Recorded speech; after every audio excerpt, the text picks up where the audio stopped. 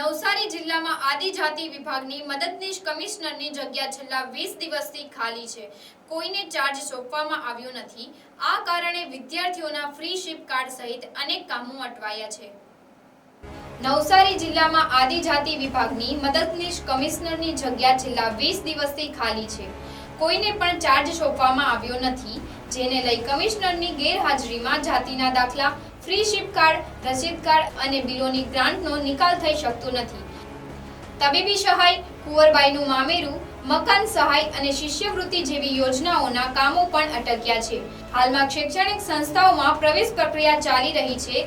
આ સમયે આદિજાતિના વિદ્યાર્થીઓની 200 થી 250 જેટલી ફ્રી શિપ કાર્ડની અરજીઓ પેન્ડિંગ છે.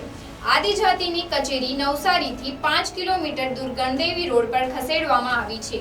આ કારણે લોકોને વધુ મુશ્કેલીઓનો સામનો કરવો પડે છે. આ અંગે આદિવાસી અગ્રણી વિજય રાઠોડે સાંસદ અને ધારાસભ્યને રજૂઆત કરી હતી.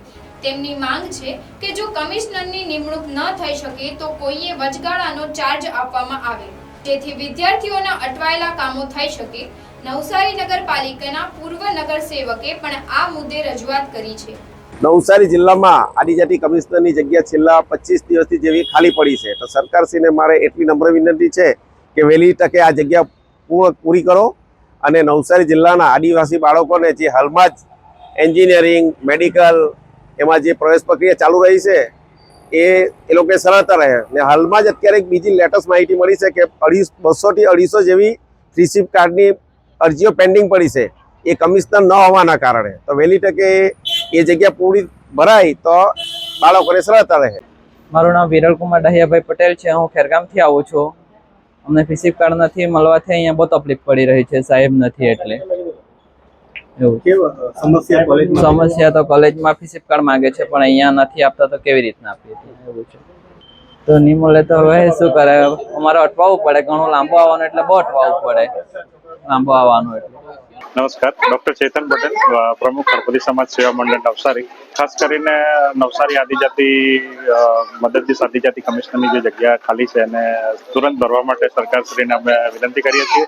કારણ કે 200-250 જેટલા છોકરાઓ ફ્રી શિપ કાર્ડ માટે આંટા મારી રહ્યા છે અને એમનું કામ થતું નથી.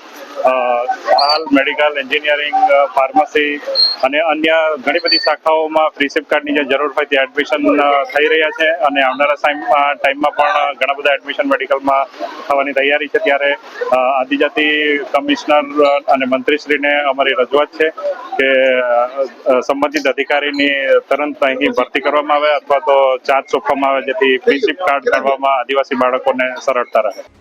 Bureau report NTC news Navsari.